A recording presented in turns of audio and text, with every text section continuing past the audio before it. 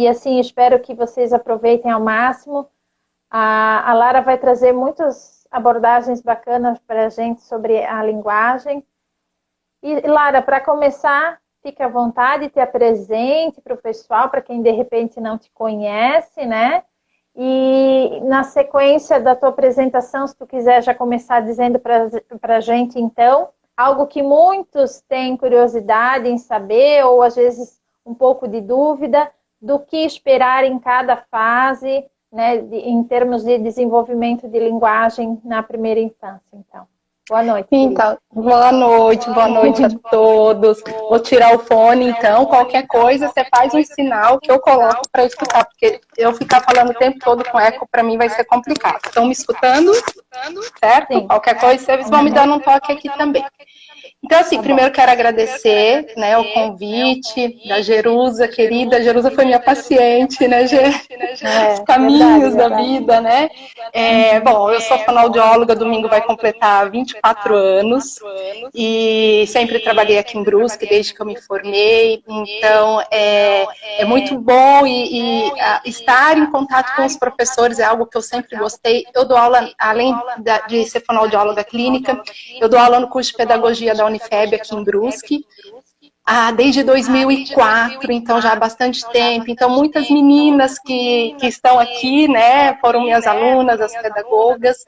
E assim, eu até falei para a Jerusa, eu dei aula no curso de fono muito tempo também, mas assim, eu descobri, a minha grande paixão é dar aula na pedagogia. Como professora, eu me realizei, assim, eu amo dar aula para pedagogia. Eu adoro falar de educação infantil. Eu e a Jerusa começamos a fazer, meu Deus do céu, nós ficamos 2 horas cravadas. E assim, poderíamos ficar mais 2. Porque falar de educação infantil, eu falo para a Jerusa, é tudo que eu gosto de falar, né? Então, assim, a gente foi tentando elencar o que realmente a gente gostaria de abordar aqui. E assim, o que eu pensei, né? Na minha disciplina, que é... Deixa eu só recordar aqui. Que é a aquisição e desenvolvimento da linguagem no contexto escolar, né? Então, já há muitos anos ministrando essa disciplina e em contato com os professores, o que eu sentia, mesmo quando eu ia nas escolas, né, antes da pandemia, e conversar com os professores, sempre há aquela dúvida, assim, Lara, o que eu tenho que esperar para cada idade em termos de desenvolvimento da linguagem? Por quê? Porque a gente sabe que a criança nasce, ela vai começar a falar, não vai ser de uma hora para outra. Então, a gente sabe que a criança vai começar com as primeiras palavras, que ela vai um tempo falar errado e que vai ter um tempo que ela tem que estar falando bem. E que tempo é esse? Né? Então, é a dúvida do professor dentro de sala de aula. Fala assim, eu tenho uma criança de 4 anos que fala assim, assim, assim. É normal ou não é? É sempre essa pergunta. É normal? Eu tenho que esperar? Eu tenho que encaminhar? Sempre aquele receio muito adequado, muito correto de falar assim, não quero ficar já colocando rótulos e encaminhando para tudo, ou de repente ficar esperando e realmente isso estar atrapalhando no processo de desenvolvimento da criança, né? Então, a gente vai falar nessa live, eu quero destacar muito isso, assim, o que esperar um pouco de cada idade da educação infantil, considerando desde o berçário até os 5 anos, que é quando a gente encerra a educação infantil, ali no pré, né, 5, completando 6 anos.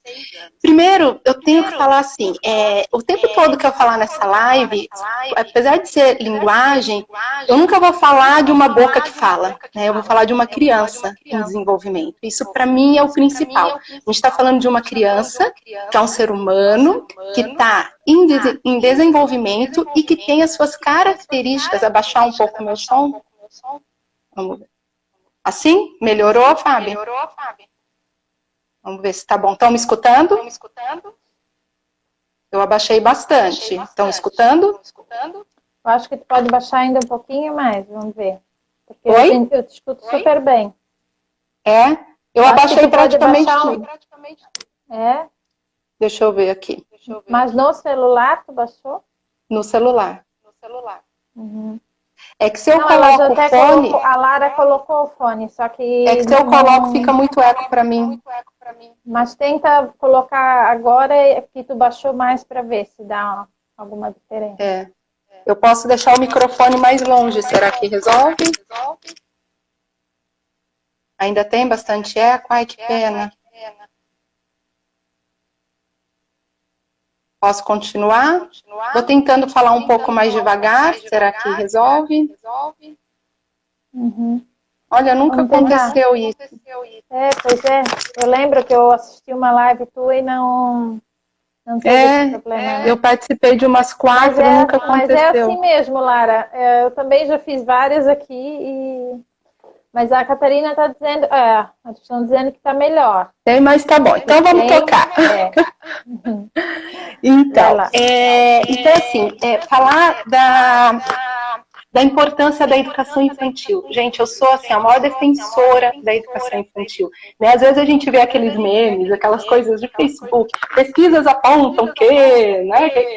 E às vezes tem, pesquisas apontam que a educação infantil é mais importante do que a universidade. E eu assino embaixo, né? Eu acho que a universidade você vai formar um profissional, um ser crítico, mas assim, que você vai formar um indivíduo mesmo é na educação infantil. Então, por isso, né, eu sei que tem muitos professores aqui, eu sou extremamente defensora e assim, e valorizo demais o trabalho de vocês, porque vocês estão pegando um bebê, né, que muitas vezes entra ali com 6 meses, e vocês vão ficar, os anos mais importantes da vida dele, ele vai estar dentro da escola, né, e isso significa, em muitas realidades, que essa criança vai ficar mais tempo com você, professor, do que... Não, a Manu está bem longe. Do que com os próprios, né? Crianças que ficam o dia inteiro na escola e que vai chegar em casa 6, 7 horas da noite, né? Então, o teu papel no desenvolvimento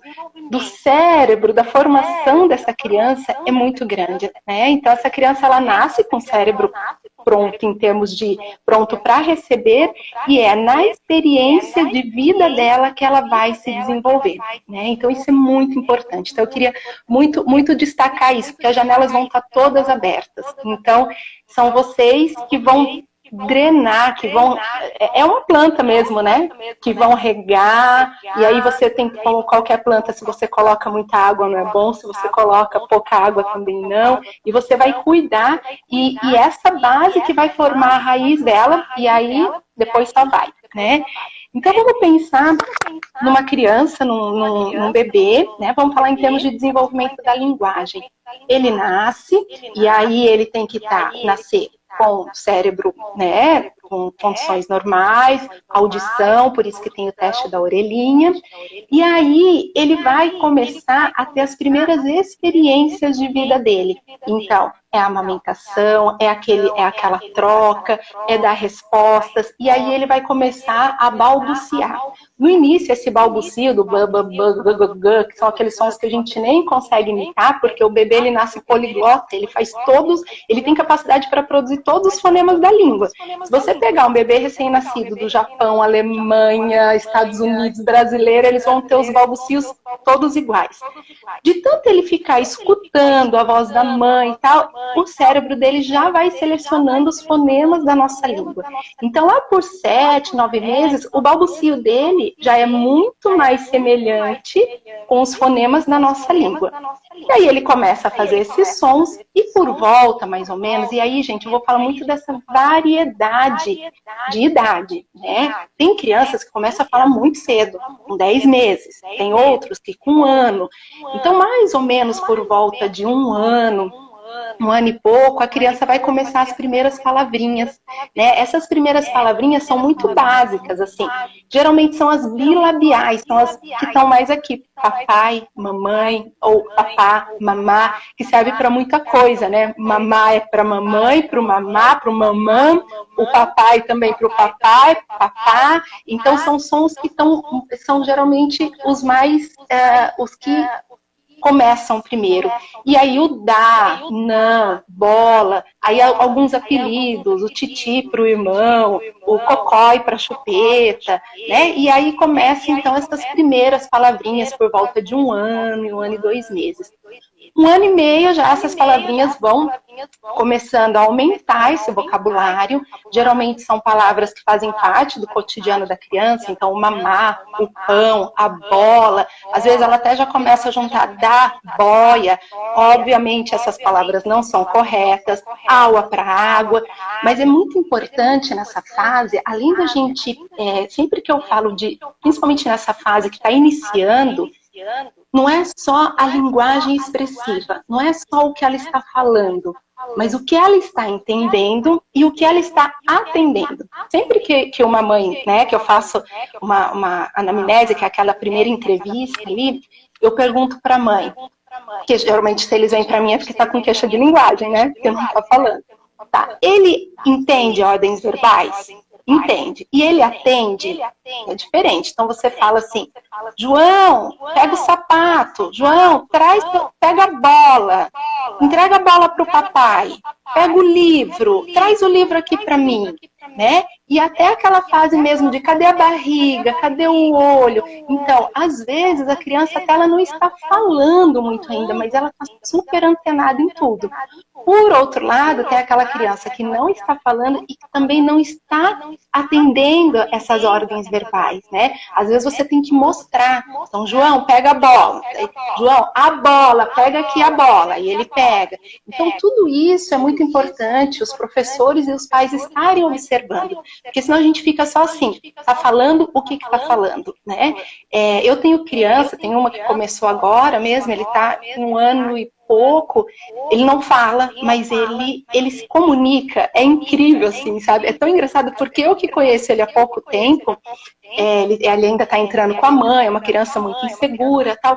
Gente, eu entendo tudo, porque ele faz tanto, e ele faz o gesto, ele faz assim para esperar. É muito engraçado porque eu entendo tudo, assim. Ele realmente, ele se faz entender, sabe? E aí vai, né? Aí vai juntando as palavras, vai aumentando o vocabulário e também vai despertando essa atenção para o mundo, né? Depois eu vou falar de fatores que, daí da questão da alimentação, da chupeta, que a gente vai chegar. Chupeta, tem algumas mães que falaram assim, eu vou, mas já tô sabendo que vou levar a bronca da chupeta. A chupeta é o drama de todas as mães, né? Mas eu sou a rainha de tirar a chupeta no consultório. A gente tira e dá tudo certo no final. E aí depois vai indo e chega nos 2 anos, gente. Os 2 anos é uma idade super importante. Eu falo que é um marco, porque assim, quando a criança tem 1 ano e pouco, essas crianças, é muito variável esse ritmo delas. Eu já vi criança de 1 ano e meio que fala tudo, que fala, que conta, você fica até assustado, porque é tão pequeno, né, e tão falante.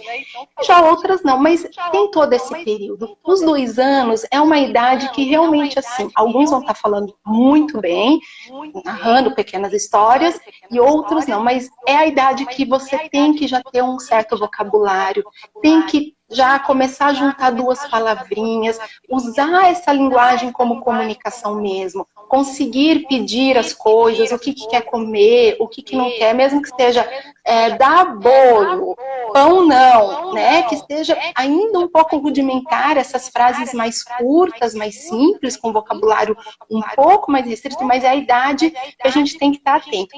E é muito interessante, gente, eu vou falando qualquer coisa, vocês vão me interrompendo e vão perguntando, tá? É muito interessante que muitos diagnósticos são feitos aos 2 anos, de deficiência auditiva, de autismo agora está um pouco antes, eu vou falar um pouquinho disso. Por quê? Porque a criança ali, 1 ano e meio, ela ainda é muito aquela coisa de brincar sozinha, de fazer um pouco de, né, não interagir muito, é um pouco bebê ainda. Aos 2 anos, a linguagem, ela chama a atenção das pessoas. Então, assim, não tá brincando muito, mas é porque fica em casa, Mas os 2 anos começam a chamar a atenção até das outras pessoas, né, tipo, mas ele não fala, mas ele não tá falando, tal.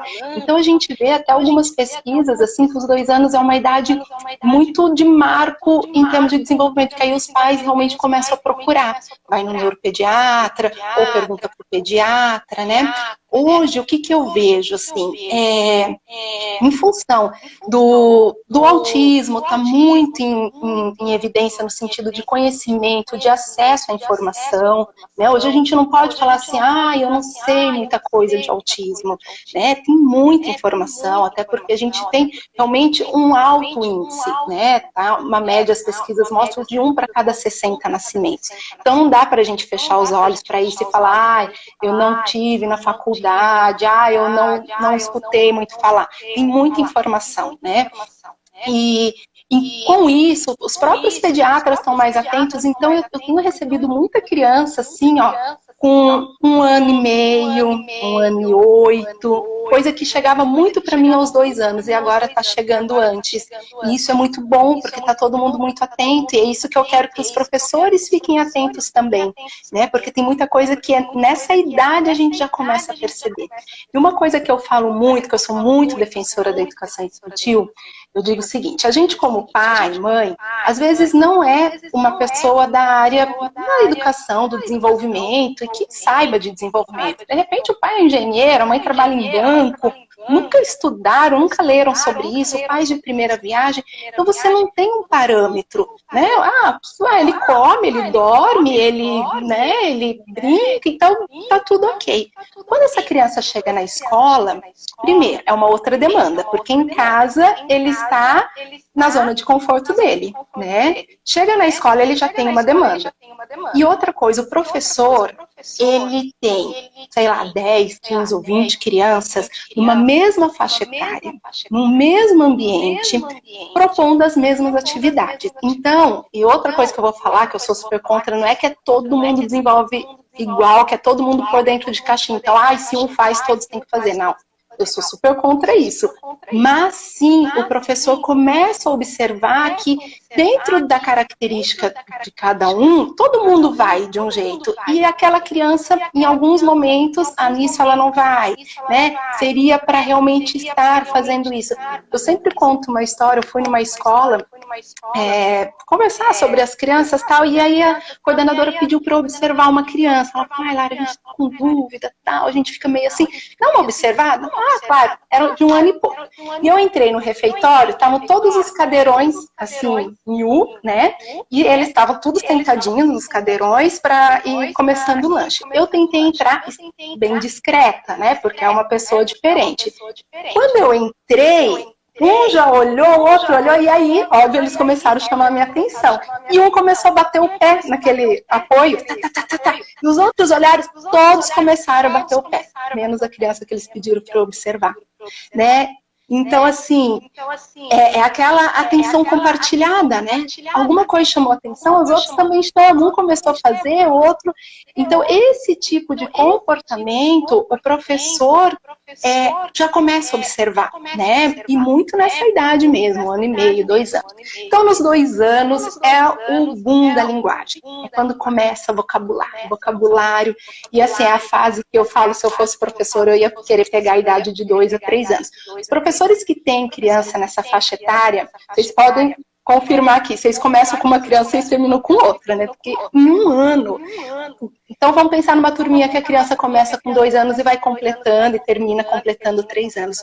O boom da linguagem é incrível, é vocabulário, é conceito, é a criança, assim, a sensação que ela está saindo da casca do ovo e absorvendo tudo. Que, na verdade, essa absorção é a educação infantil toda, né? E aí eles vão desenvolvendo muito. Então, tanto em termos de linguagem e de fala. Opa, mexi aqui. Tanto em termos de linguagem como de fala. Eu vou falar um pouquinho da diferença de linguagem e fala. A linguagem, ela é muito mais em termos de conteúdo. Então, eu sempre, quem é minha aluna, que tem algumas aí, eu sempre dou esse exemplo. Então, por exemplo, se eu falo para vocês, xícara. Todo mundo pensou numa xícara. Ou é a xícara da tua casa, ou você pensou você num café, né, num lugar tomando um café, uma xícara branca, uma xícara, um café sem café, com chocolate quente, não sei, guardada ou para lavar na pia, alguma imagem de xícara veio para vocês. Isso é a linguagem, é o conhecimento que você tem dessa xícara. Você sabe o que é uma xícara, você visualiza, você a gente sabe que está com eco, nós já tentamos de tudo, é o que estamos conseguindo. Então, isso é o conceito que você tem da xícara. Aí eu falo para você falar, vamos falar xícara? Então, xícara é uma junção de sons, o x, i, a, r, a. E, de repente, a criança vai falar tícala. Se eu perguntar, você sabe o que é isso? Sim, é uma tícala para tomar café quente, café frio, e aí ela pode falar um monte de coisa sobre a xícara com trocas na fala. Então, ela sabe, ela tem o conteúdo, ela não tem um problema de linguagem, mas ela tem um problema de fala. A fala é a articulação, é a pronúncia dessa linguagem que eu tenho. Então, dos 2 aos 3 anos, ela vai aprimorar muito a linguagem, em termos de vocabulário, ela vai adquirir muito vocabulário e vai aperfeiçoar a fala também. Esses fonemas ela vai adequando e vai conseguindo falar. Aos 3 anos, o que a gente espera de uma criança de 3 anos? Que ela tenha já um vocabulário bom, que ela consiga se comunicar, que ela consiga se fazer entender. Ela pode ter trocas? Sim, desde que essas trocas não interfiram na inteligibilidade de fala. O que é inteligibilidade de fala? É a criança falar e eu entender. Então, uma coisa eu falar assim, eu gosto dessa cadela amarela, é a minha preferida. Eu entendi, né? Agora, outra coisa, tem a minha aluna também sempre escuta esse exemplo, meu paciente que falava para mim, eu daria uma deia de dedade. Eu já vi uma abelha de verdade, né? Com 3 anos. Então, assim, pode ter troca, sim, ela ainda está em aquisição de fonema, mas eu tenho que entender né? Às vezes pelo contexto você entende.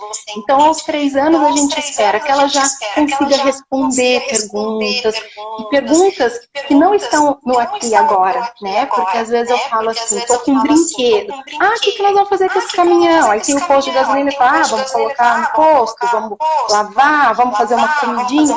Mas se ela consegue só falar assim, o que te trouxe hoje para a escola? Né? Ou quando você sair daqui, para onde você vai? E quando você chega em casa, o que você vai fazer no final de semana? O que você fez? Que ela consegue sair desse lugar e relatar o que ela fez, ou planejar, contar o que ela vai fazer. E aí vai os 3 anos. Nos 4 anos, gente, não é exato assim, é só para a gente ter um parâmetro, né? Aos 4 anos, a criança já tem que ter adquirido bastante fonema. Geralmente, aos 4 anos, o fonema que ainda é bem aceitável é o R fraco. Né? Quando a gente fala de R, a gente fala de vários R's.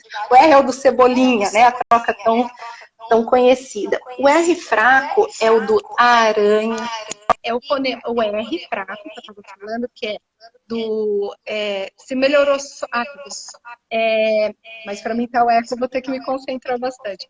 É o fonema R do aranha, barata, que é esse R aqui na frente. Porque às vezes os pais falam assim, ele não fala o R porque é malandro, porque carro ele fala.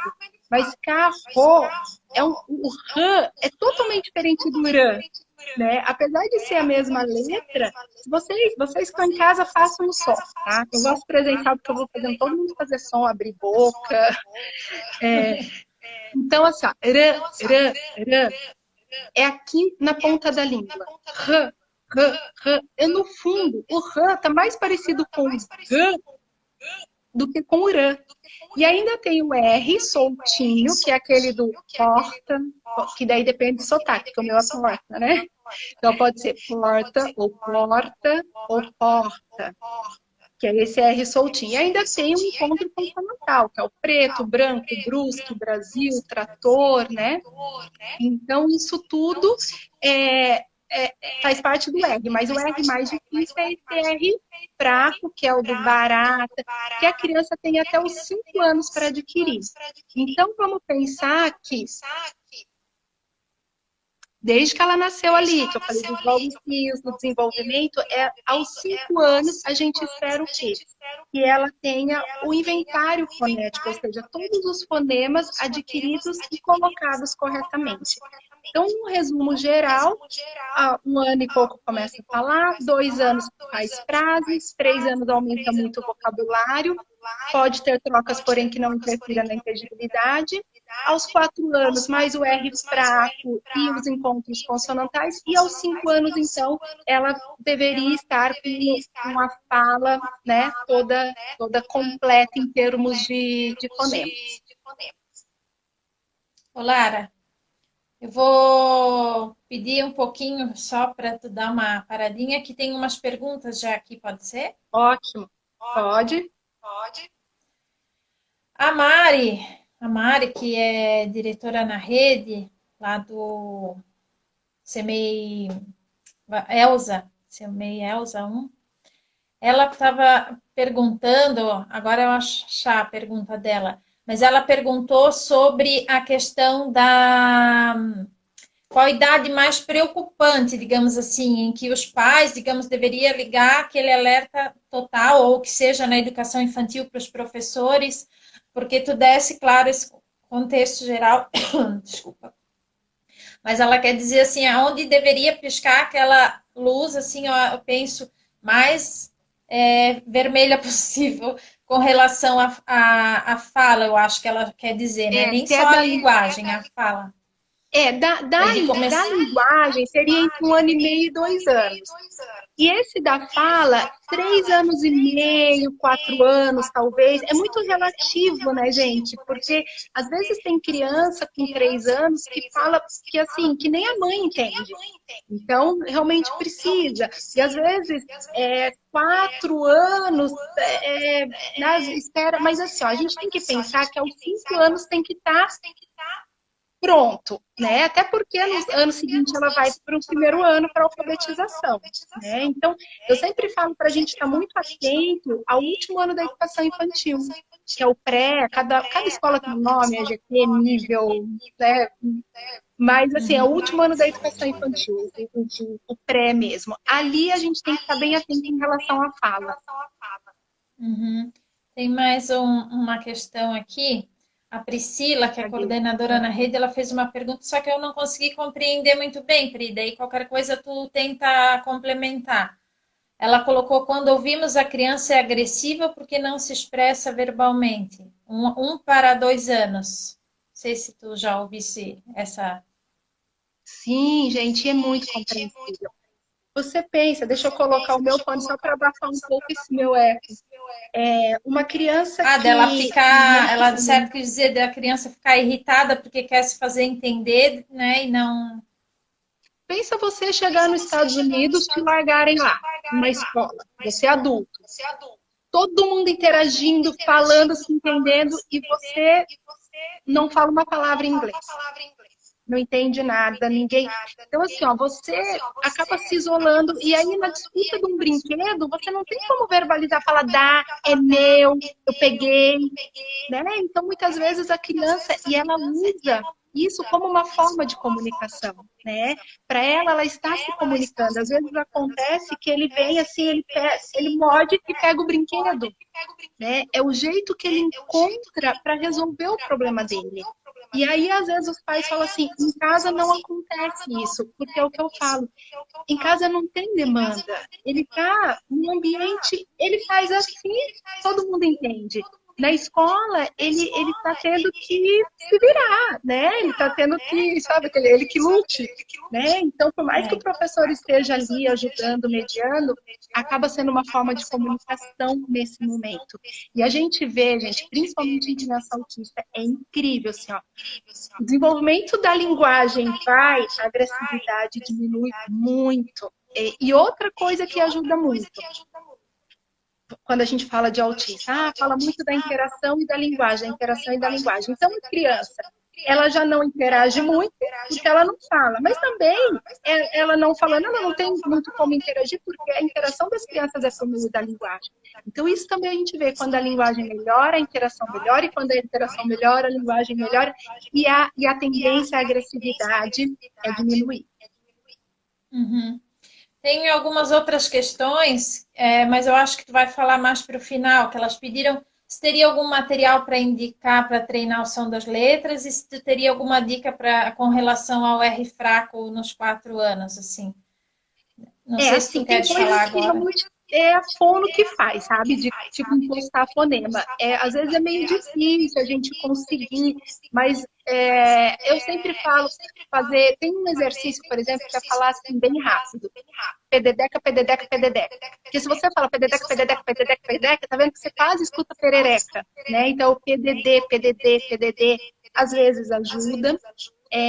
Material, é bem importante vocês pesquisarem sobre o método fônico, que é o som, né? Então, eu acho que o professor lá do pré precisa saber, a gente vai falar disso um pouquinho mais pra frente quando eu falar de consciência fonológica, mas fazer o som, então assim, como que é o som do B? B. Como que é o som do M? O som do S.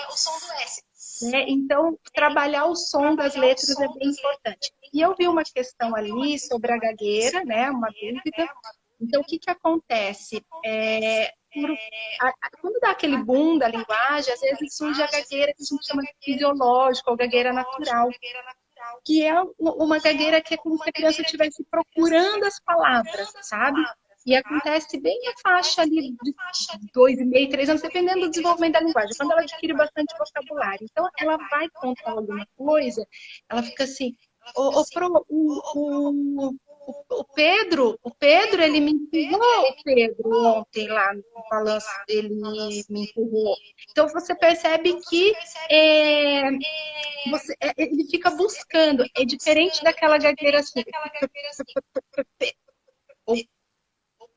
Pedro, né, que já tem característica física, por exemplo, ele faz tensão, levanta, esfrega a mão, aí já às vezes, é uma gagueira que a gente já fica mais atento. Mas, em termos de gagueira, sempre vale uma observação, uma avaliação.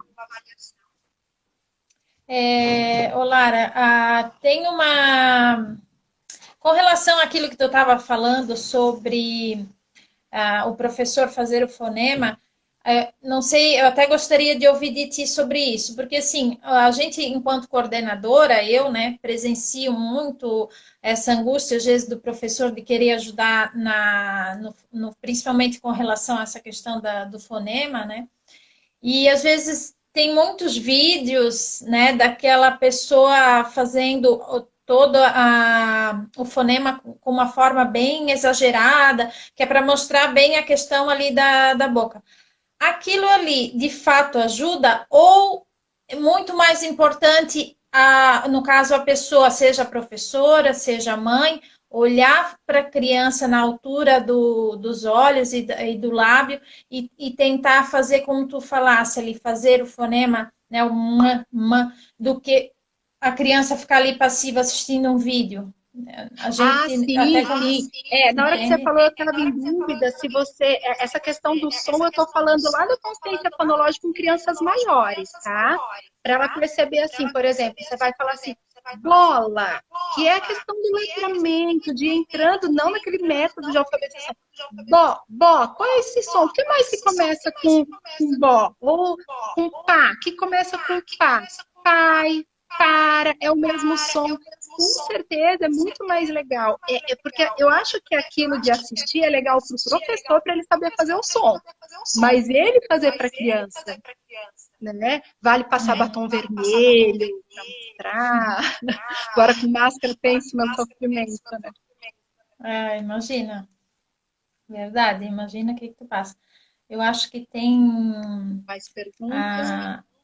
Não, que veio aqui, eu acho que na caixinha de pergunta. Na caixinha veio uma pergunta assim: o desvio fonológico é percebido já na idade escolar e há tratamento? A professora Marília está perguntando. Eu acho que tu vai falar também sobre isso. O desvio fonológico, o método das boquinhas, ótimo, Jaque, adoro. É ele que mostra muito, eu tenho a ficha, é muito bom. O método das boquinhas ajuda muito. Voltando ali, desculpa. Do desvio fonológico. O desvio fonológico são as trocas na fala, né? É isso que eu falei. Então, aos 3 anos, aquela criança que está falando e a gente não entende nada, ela fala tudo. Ela não tem problema de linguagem, ela fala tudo, mas tem muitas trocas, já é indicado a fono. né, pelo menos uma avaliação, e a gente vai observando a gravidade desses fonemas. Geralmente, uma troca que é muito comum nessa idade e que interfere muito na inteligibilidade são os fricativos. Os fricativos é o fã, san, chan, van, zan, jan. Então, o F, o V, o S, o Z, o X e o J. O J, independente de como escreve, se é com X, né, com o X, CH, ou o J e o G, mas o som.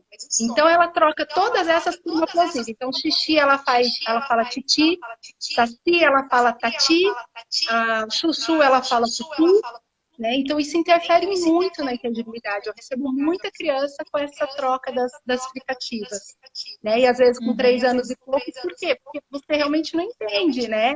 Porque essas fricativas, ela tem muitas palavras. Então, ela interfere muito. Ai, obrigada. Às vezes eu dou uma espiada aqui, ver o sorriso e os dentes limpos.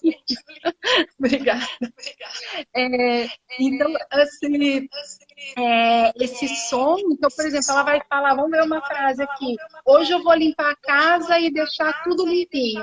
Hoje eu vou limpar a casa e deixar tudo limpinho. Então, interfere muito, né? Porque na fala tem muitas explicativas. Não sei se respondi. Então, sim, eu acredito que sim. Qualquer coisa pode colocar novamente, complementar, sem problema, né? Lara, olha como passa o tempo. Faltam 11 minutos para encerrar 1 hora e nós não fomos para a segunda questão. É que a Lara é maravilhosa, né? Ela tem uma didática, assim, para falar, que eu acredito que todos vocês, assim como eu, conseguem compreender muito bem tudo que ela está falando e é prazeroso de ouvir, de verdade, assim. Então, assim, como a Lara já havia até antecipado para vocês, ela vai falar um pouquinho sobre, então, esses fatores que favorecem ou prejudicam o desenvolvimento da linguagem. Daí ela vai entrar com a questão do bico, da mamadeira, com a questão também das otites, isso, com essas doenças que às vezes não é levado a sério. Ela vai falar um pouco sobre isso também. O pessoal já está se adiantando, Lari, dizendo que é para a gente continuar uma segunda parte. Então, continuem conosco, tá? Quando tiver dando tempo ali, às vezes eu vou precisar interromper, tá, Lara? Só para te avisar, tá dando os segundos finais, mas aí a gente encerra a primeira parte e retoma na segunda. Mas pode falar para a gente, então, sobre... Então, tá. Essa Jussiane, olha só, deixa eu só contar. Então, que uma entrou em contato comigo lá do Pará, para pedir uma formação. Eu falei, meu Deus, como é que você me descobriu do Pará? Foi pelo grupo. Eu falei, tá, então você me assiste. Eu falei, não dá para comprar um produto sem conhecer. falei, você assiste, depois a gente conversa. Acho que era ela que estava falando. Vale muito a pena, então, vamos para os fatores. Vamos começar, então, lá pela alimentação. Quando a criança nasce, obviamente, ela vai ser amamentada de preferência pelo seio, que já é um baita do exercício, porque ela vai sugar. A gente sabe que o seio tem que ter a pega, a ordenha para o leite sair. A mamadeira vai escorrer e ela vai deglutir. Então, a amamentação e a parte da introdução alimentar, gente, isso é super importante. Alimentos, ela vai começar, obviamente, com sopinha, com papinha amassadinha, nunca liquidificada, nunca esqueçam o liquidificador na comida da criança, pelo amor de Deus. E aí, aos poucos, você vai deixando os pedaços um pouquinho maiores. Por quê? Lembra que eu falei? Ela nasce, a criança nasce, tudo que ela vai aprender é nesses primeiros anos de vida. Ela vai absorver tudo. Ela nasce, ela não sabe comer, ela não sabe andar, ela não sabe sentir, ela não sabe que quando ela pisa aquilo é uma grama, aquilo é uma areia. Pensa que tudo que vocês estão fazendo, ela está aprendendo. Por isso que eu falo tanto que é tão importante essa fase. E aí, você vai colocando os pedaços, ela vai sentindo um brócolis, ela vai sentindo que tem coisa que ela precisa mastigar mais. E aí, ela vai mastigando e vai dissociando os movimentos, né? Língua. Ela, quando começa a chupar sabe aquelas bolachas Maria que grudam no céu da boca, ela não falou. E aí ela tem que ficar aquilo bem para frente, bem para trás, e vai para fora, e vai para dentro. É um exercício que ela está fazendo, isso já é um treino articulatório. Então, primeira coisa, alimentação adequada, e vai aumentando a consistência até chegar na alimentação do adulto. Segunda coisa, a chupeta capeta, né? A chupeta capeta. Tem problemas a chupeta? Não. Desde que, quais são os fatores do uso da... Né? O pessoal que fala bico, eu ainda falo chupeta, coisa de paulista. É a frequência do uso e a idade de retirada. Então, assim, as minhas alunas até já falam, né? Porque eu falo muito na chupeta. Pensa que isso tudo que eu estou falando, eu dou aula um semestre inteiro falando. Então, a gente consegue ficar uma aula inteira só falando de hábitos orais. E aí, quando eu falo da chupeta, eu falo, gente, quer me ver? Fica louca. É tipo, você tá num parquinho, aí vem uma criança correndo, brincando com uma chupeta na boca. Eu falo, qual o sentido? Você vê uma criança numa sala de vacina com chupeta, é compreensível, dormindo, mas brincando, correndo. Então, primeiro, chupeta é para hora de dormir, para hora de cansaço. É aquele momento realmente que ela vai relaxar. Não é tratar a vista da criança. Olha só, ela está adquirindo os fonemas, lembra, né? Que ela está formando. Então, ela está falando, tá. Aí, pega você, adulto, enfia uma chupeta na tua boca e fala. Como é que você vai, por exemplo, um fonema tantã, que você tem que tocar aqui, vai estar aquela borracha no meio, negócio entre os lábios, então já vai atrapalhar toda essa aquisição fonêmica que ela está em treino, ela está aprendendo, ela está desenvolvendo isso. Então, assim, criança falar com chupeta, não. A minha filha usou chupeta. E aí foi pra mim, assim, eu falei, meu Deus, eu falei, mas tudo bem, não vou passar vergonha, né? Vamos usar, mas vamos usar direito. Então, assim, vem falar, tira a chupeta. Né? Então, a idade certa de tirar, entre 2 anos e meio, no máximo 3 anos. O que eu indico? Que faça essa retirada. Eu amo esse projeto que as minhas alunas fazem, que é a retirada de chupeta coletiva. Tá? Faz na escola. Tudo que é feito na escola. Ontem eu estava falando com uma mãe, ela falou, qual o poder da escola? Eu falei, o poder da coletividade, né? Então, assim, a minha filha usava, e eu louca para tirar, e 2 anos e meio era Natal, não consegui, e aquilo já estava me fazendo mal. Se acabar o tempo, você me fala. E aí, ela tinha uma professora maravilhosa no EME, acho que você conhece, a Noêmia Gato, falei, Noêmia, vamos fazer uma retirada coletiva, e aí eu dei umas ideias, ela pegou, e foi um projeto lindo, mas foi um projeto que não é assim, vamos tirar a chupeta mulher. Eles ficaram meses trabalhando isso. Foi o tema da cuca, do sítio do Pica-Pau Amarelo, eles construíram um fantoche da cuca, veio um material informativo para nós. Fora assim, um projeto desenvolvido em meses. E tal data ia ser retirado chupeta. E aí foi feito uma tenda, um caldeirão para fazer a sopa da chupeta. Tal. Gente, foi a coisa mais linda do mundo. E foi tão legal que quem não usava chupeta deixou outras coisas. Tinha um que chamei de balão, ele colocou o balão, tipo assim, vamos deixar tudo ali, né? E aí eu brinquei com a Noêmia, agora você faz a noite do soninho. Que é a primeira...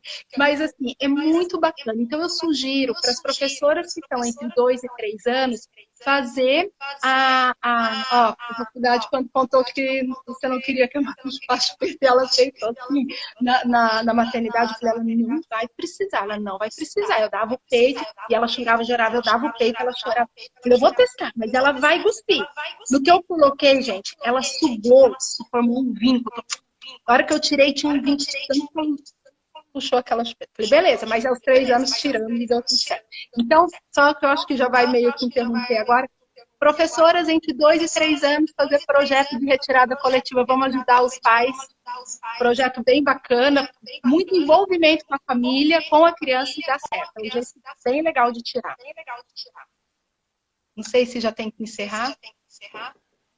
Não, ainda não. Faltam, acho que uns 4 minutinhos para a primeira parte, né? Então, deixa eu falar outra.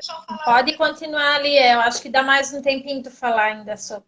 Tá. E aí tem um outro fator que contribui muito também, negativamente, que é as infecções de vias aéreas. O que é?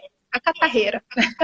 Nariz escorrendo, aquela secreção que a gente sabe. Eu falo, a escola é maravilhosa. Eu só vejo um problema da escola é que a criança ela vai ficar doente, porque em algum momento ela tem que criar essa imunidade, né? Então a criança está sempre com aquele nariz escorrendo e tal, e essa secreção ela vai para o ouvido, ela pode ir para o ouvido e dificultar essa percepção auditiva da criança. Então, outra coisa que os pais, os professores devem estar atentos, procurar lavar o nariz com soro fisiológico, né? Não, se é rinite, a gente não tem muito controle, mas tentar usar os medicamentos, o medicamento que o médico indicou, sempre que possível já ensinar a criança a suar o nariz e insistir. Eu sou muito legal com as crianças, mas eu falo, tem que assoar esse nariz. E ele já fala, você tem que assoprar, né? Porque senão vai pro ouvido. As minhas crianças já falam, eu tenho que assoprar, senão vai pro ouvido. Vamos assoprar, tem que ser forte, mais um e tal.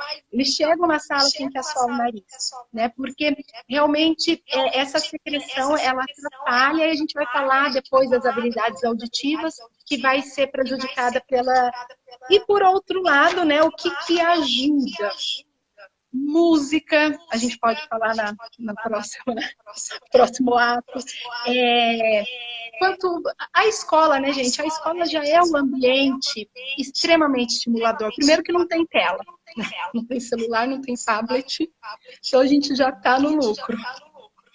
Tem um monte de criança, tem um ambiente altamente estimulador, brincadeiras, e aí as atividades que vocês fazem, e a gente vai entrar, acho que daqui a pouco, falando um pouco dessas atividades que estimulam tanto as vias auditivas, como toda essa parte de habilidades linguísticas. E antes de encerrar essa primeira parte, deixa eu te falar até dessa questão do soro, que uma experiência própria até, da importância que o meu menino, quando tinha 1 ano e quase 1 ano, acho, a gente foi tentar fazer essa lavagem do soro, né? E aí foi uma experiência bem ruim, assim, no sentido que se afogou, aquela coisa toda. Tarará. E aí eu fui conversando com vários médicos, mas a gente não desistiu. A gente tentava uma vez, se ficava muito ruim para ele, passava uns dias, mas aí tentava de novo.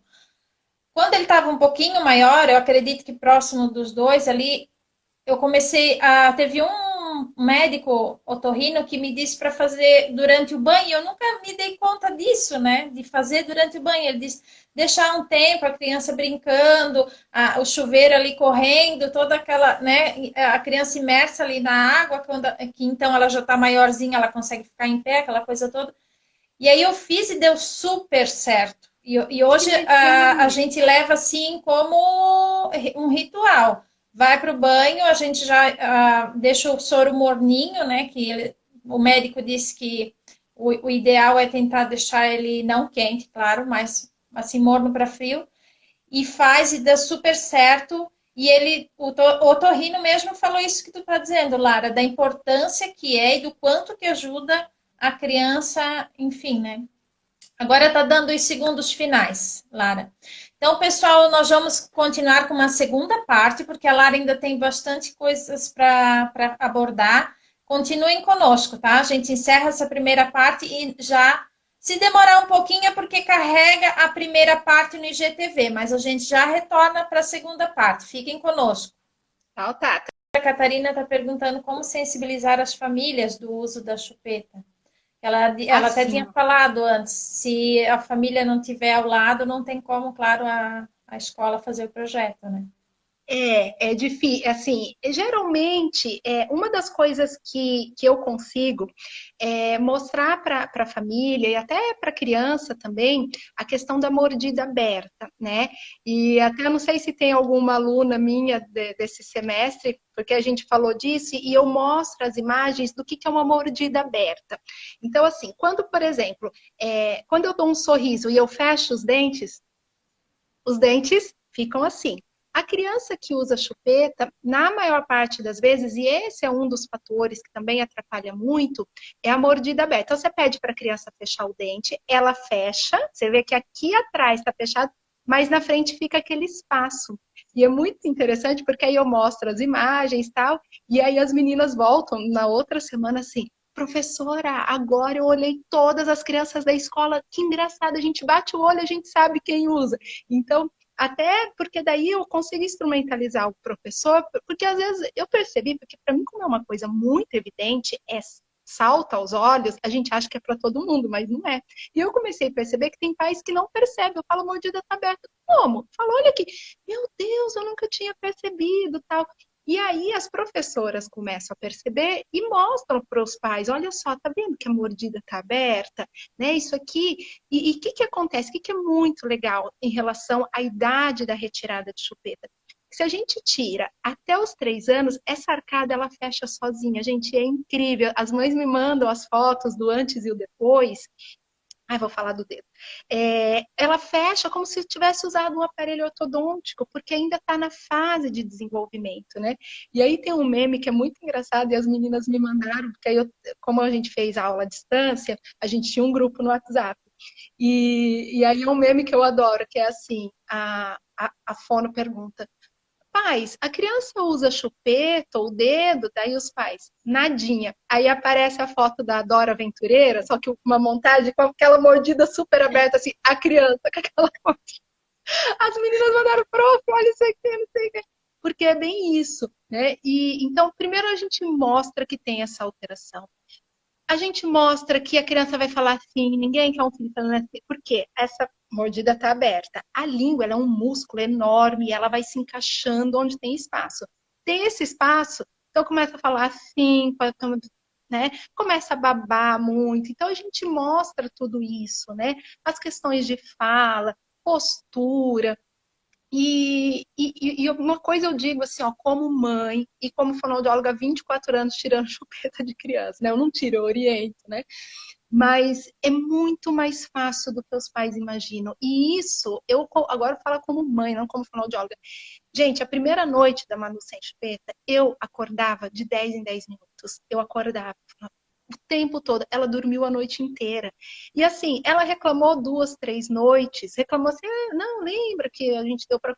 E passou. Então, assim, ó, são 3 noites que vale uma vida, né? Vale muito, é muito benefício. É muita coisa a favor. E aconteceu uma coisa muito engraçada com uma mãe essa semana. Eu não sei se ela tá aí. Ela... Não, essa semana na pandemia. Menino com 4 anos e eu, tá. E é uma mãe muito sincera, ela é muito engraçada. Ela fala, eu não dou conta dessas coisas, sei que tá difícil, tá difícil. Daí ela mandou, você não vai acreditar. O meu fulano chegou e falou, não quero mais essa pepeta. E jogou, ela falou, olha, o filho tem muito mais maturidade do que eu. Falou, quando o filho tem mais maturidade que a mãe. Eu falei, olha que maravilha. Então, assim, o máximo que eu vi foi assim, ó, 5 noites. Eu nunca vi uma criança chorar um mês, uma semana. É muito libertador. E a sensação como mãe de missão cumprida, gente, é enorme, assim. E assim, outra coisa, além da retirada coletiva, eu sugiro também, tem fonos, eu já escutei fono, não tem que fazer troca com Papai Noel, com não sei o que. Tudo bem, é a opinião delas, só que assim, é um apego, é muito, a criança gosta, é difícil, então vamos tentar deixar mais fácil, vamos fazer de uma forma lúdica, de uma forma amorosa, né? Não é essa coisa, dedo de chupeta, jogar no lixo. Não, vamos fazer de uma forma amorosa, coletiva, né? E eu acho que não existe lugar melhor do que para ter essa amorosidade, esse respeito à criança que é a escola. Papai Noel ou Pizzinica, né, Lara? Nossa, Pizzinica é teoria do terror, porque eu morro de medo. O pessoal que não é daqui, eu acho que não conhece. Depois vocês pesquisam. Pizzinica, eu nem sei falar. É um Papai Noel do mato lá da Guabiruba, é uma tradição alemã, né? Ô, Lara, tem minha família toda aqui. Tem toda a minha família aqui que tem pelo Brasil todo, Tocantins. Então o pessoal não conhece Pizzinica. Ah, que bom, que bom. Sejam muito bem-vindos. Ô, Lara, tem a pessoa que escreveu a pergunta na primeira parte, ela retomou aqui. Eu acho que é Ana Lu, se eu não me engano, eu não consigo ler bem, ou Ana. Ela colocou assim, ó, 3 anos, com linguagem com pouca compreensão, né? Fala papai normal, mas quando pede pato, fala cato. Falasse um pouquinho, acho, já sobre essa troca, né? Talvez o pã pelo cã. Então, provavelmente papai... ela fala papai. Que interessante. Assim, uma coisa que minhas alunas já aprenderam, quando elas falam, é muito engraçado. Elas falam assim, professora, uma criança de 3 anos, eu falo, 3 anos e quanto? Porque assim, ó, 3 anos e 1 mês e 3 anos e 11 meses, gente, em termos de linguagem, é muito tempo. Aí meio que vira mesmo também, elas falam 3 anos e 6 meses, 3 anos e 7 meses, que elas sabem que. Né? Porque, por exemplo, se eu falar 46 anos e 6 meses, não tem sentido nenhum. Mas pense uma criança de 2 anos e 1 mês, e 2 anos e 10 meses é muito tempo. 1 ano, em termos de desenvolvimento da linguagem, é tempo demais. Mas, enfim, né? Que seja 3 anos ali. Às vezes acontece que a criança está em fase de aquisição. Quando ora ela fala e ora ela não fala, por exemplo, ela fala papai, ela fala pipa, mas ela fala cato, é porque quando ela adquire o som, ela não sai já falando em todos os momentos. Tipo assim, ela falava cacai, começou papá, aprendeu o P e falou em tudo. Ela vai, o cérebrozinho dela vai organizando isso. Então, às vezes, pode ser que ela esteja em fase de automatização. Aí, o que vale legal o professor fazer? Pegar várias palavrinhas com P, né? Pato, pipoca, pipa, papagaio, e fazer uma brincadeira com ela e mostrar, olha só, papai, vamos falar papai, papai, agora vamos falar papá, agora vamos falar pato, pipa, né? E vai palavrinhas com P, que iniciem com P, e mesmo treinar pá, P, pi, po, pu, papá, pepe, pipi, popô, popu, porque se ela dá conta do papai, ela ainda talvez não entendeu que é o mesmo jeito de fazer. Então mostra, eu falo para eles assim, ó, boca com boca, né? Boca com boca, pá, pá. Aí você mostra assim, e aí eles, é um fonema que eles pegam rapidinho porque ele é bem na frente, né? Bem fácil. Uhum. Ô, Lara, mas quem sabe, não estou dizendo que é o caso, foi a Ana Lúcia, ela falou o nome dela, Ana Lúcia, que mandou a pergunta. Quem sabe, não digo que é esse o caso da família, mas em outros, a questão também, às vezes, da família, a falar de forma infantilizada também com a criança, né? Isso também pode atrapalhar nessa formação de fonema, né, Lara? Muito, porque a criança, ela nasce, como eu falei, ela está absorvendo tudo, ela está seguindo os padrões que ela está escutando, né? Então, lembra que eu falei que o bebê, ele é poliglota, ele faz tudo o mesmo som, olha o poder da audição e do cérebro. Ele vai escutando, e ele vai vendo, e ele vai adquirindo e automatizando isso. Agora, se ele, por exemplo, ele fica escutando totô para cocô, ai, o bebê fez totô, vamos tirar o totô?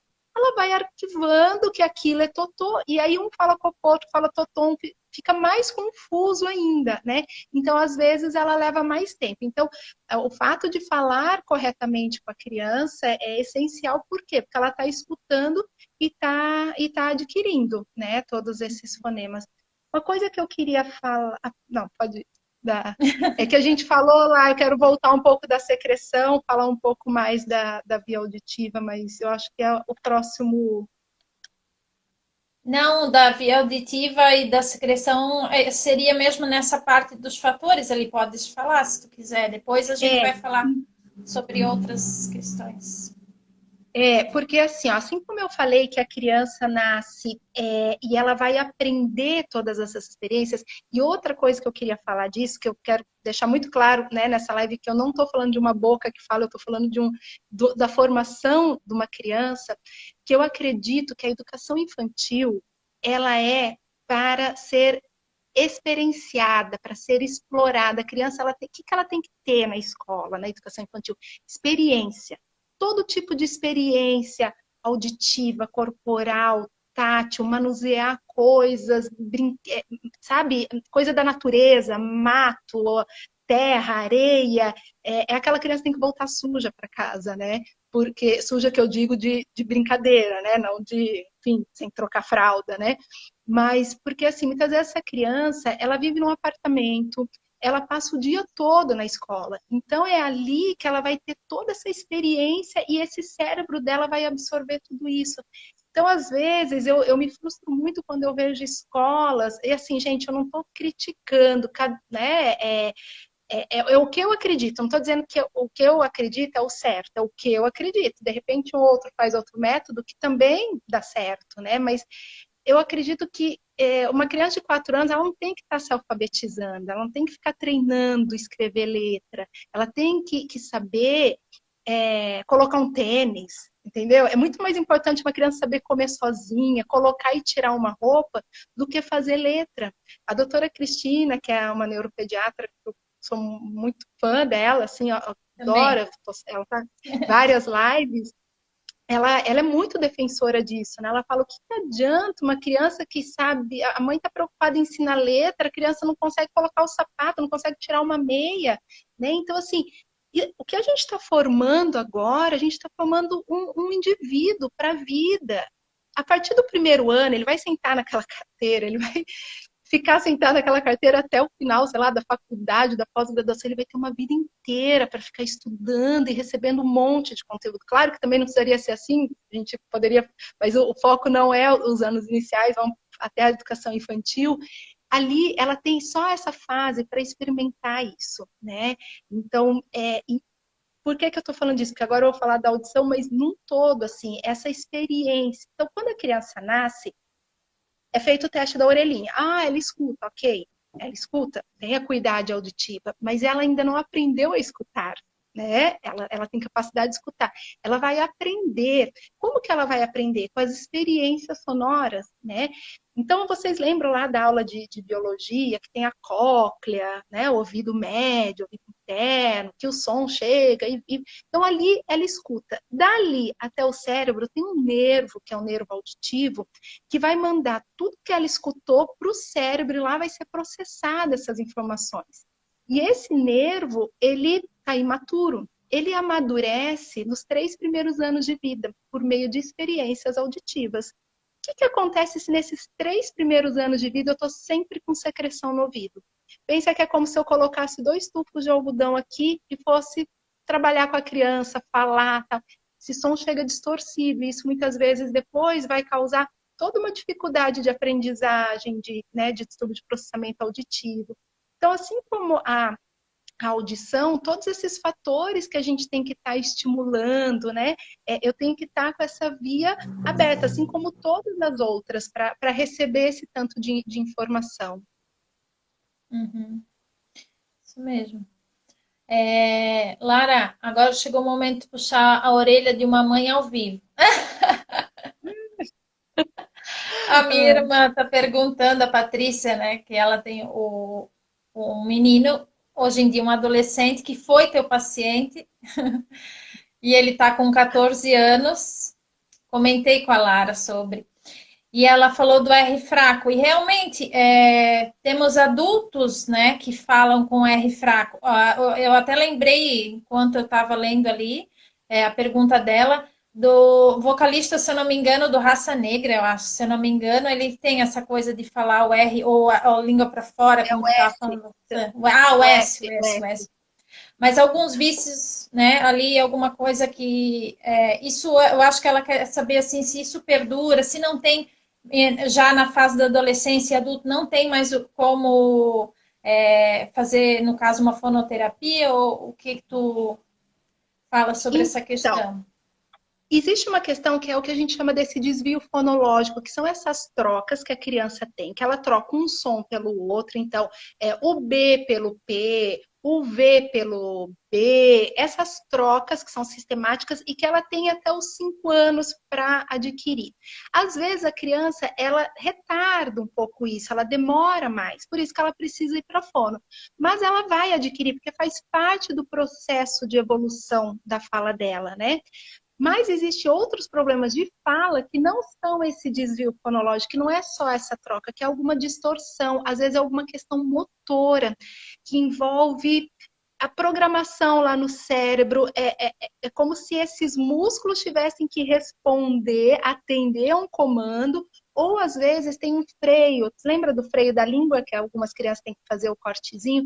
Às vezes é a questão desse freio. Às vezes é uma alteração de postura de língua, de tônus, força de língua. Então, geralmente, quando é um adulto que faz essas trocas, não é a mesma coisa de quando era criança. Às vezes é uma outra razão e aí o tratamento é diferente. E aí tem muitos... São distúrbios, é mais ou menos uma distorção do som. Por exemplo, no adulto tem muito isso aqui, ó, bagata para barata. Não é balata, não é bagata, é bagata, é um som distorcido. A gente nem consegue falar que som é. Porque, por exemplo, a criança fala balata ou baiata, trocou o R pelo L ou pelo I. Não, é uma distorção. Ou sapo, saci, ou chapo, xaxi, cebola. É um S que sai o ar aqui. Então, às vezes, é uma questão de postura de língua, de tono de língua, né?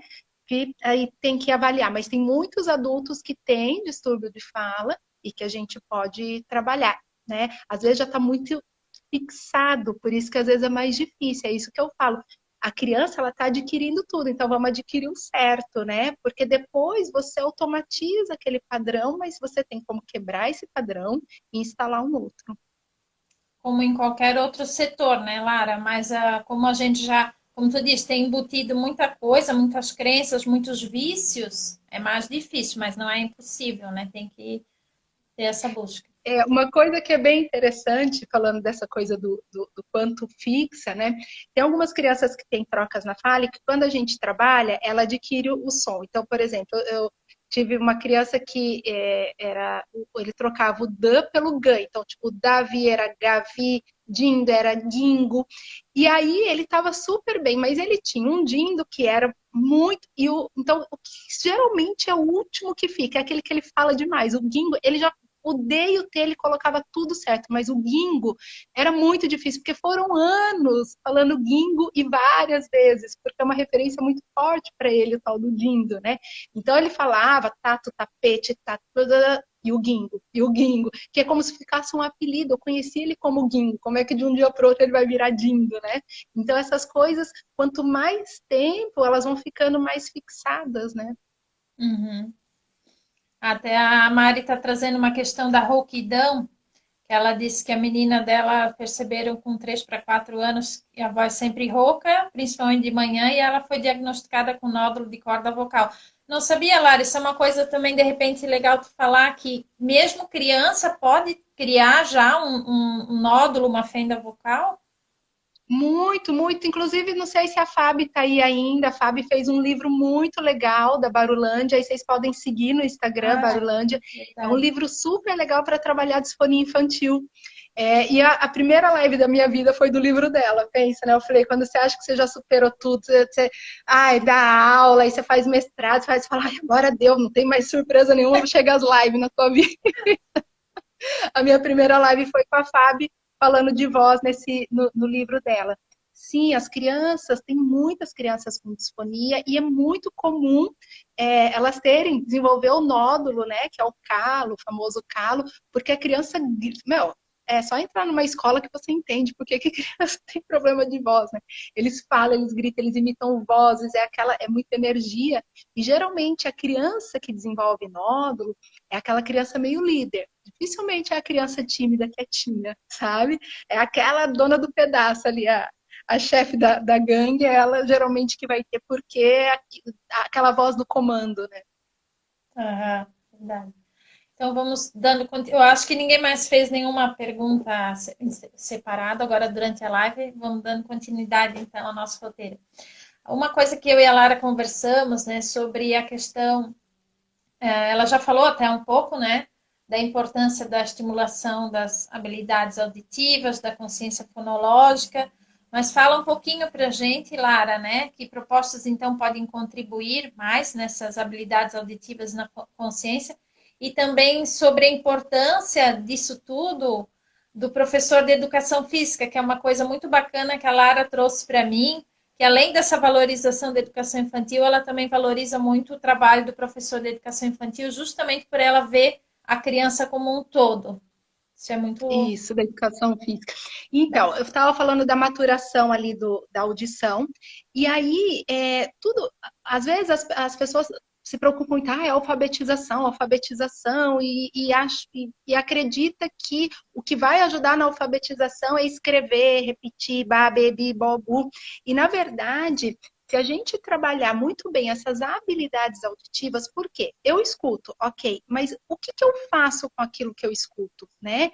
Então, eu preciso ter experiência auditiva, por exemplo, de ver que um som é mais longo do que o outro, que um som é mais forte, o outro é mais fraco, que um é mais grosso, mais grave, o outro mais agudo, mais fino. Por quê? Então, por exemplo, assim, ó, se eu fizer isso aqui, né? Vocês sabem, vocês não viram, mas que é eu batendo num copo de vidro, porque vocês já têm essa experiência. Se eu derrubar uma caneta e vou falar, feche os olhos e jogo uma caneta, que barulho foi esse? Uma caneta caindo, porque vocês conhecem o barulho de uma caneta caindo. Mas uma criança não conhece, ela escuta um barulho, ela não sabe o que que é. Ah, é uma moeda caindo, é um copo quebrando. Então, essa experiência toda vai dar essa maturidade para esse som. E como que a gente pode estimular isso? Na verdade, quando eu falo de processamento auditivo na aula, é muito interessante porque as meninas falam, é muita coisa que a gente já trabalha, só que você não sabe que o quanto você está estimulando isso. Então, por exemplo, primeira coisa que eu acho que deveria ter em todas as escolas seria a questão da música, né? Musicalização. Eu fiz o curso de processamento auditivo, foi um ano, né? Uma vez por mês, indo para Curitiba. Toda vez que eu voltava, eu falava, gente, eu voltava falando assim, cada módulo que eu tinha, meu Deus, essas crianças têm que ter aula de música, porque o efeito no cérebro é incrível, tanto de coisas que você faz de conexão, de habilidades, e principalmente quando você põe o corpo junto, né?